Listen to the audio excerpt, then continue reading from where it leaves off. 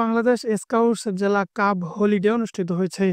Bangladesh scout Rangpur জেলার আয়োজনে ৩ June Rangpur জেলা স্কুল মাঠে বেলুনুরিয়া জেলা কাব হলিডের উদ্বোধন করেন জেলা প্রশাসক মোহাম্মদ রবিউল ফয়সাল। অনুষ্ঠানে প্রধান অতিথি হিসেবে উপস্থিত ছিলেন জেলা প্রশাসক মোহাম্মদ রবিউল ফয়সাল।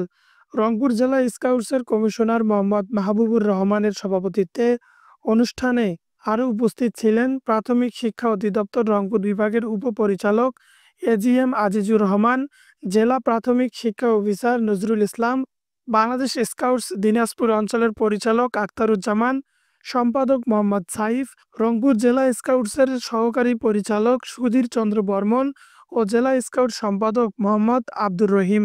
অনুষ্ঠানে রংপুর জেলার ৮ উপজেলার ১০১টি প্রাথমিক বিদ্যালয়ের ৬০০ কাব স্কাউট শিশু ও ১০১ জন ইউনিট লিডার দিনব্যাপী এই কর্মসূচিতে আইন প্রতিজ্ঞার অনুশীলন, কাব কার্নিভাল, খেলাধুলা সহ সাংস্কৃতিক ও দক্ষতা বিষয়ক কার্যক্রমে অংশ নেন।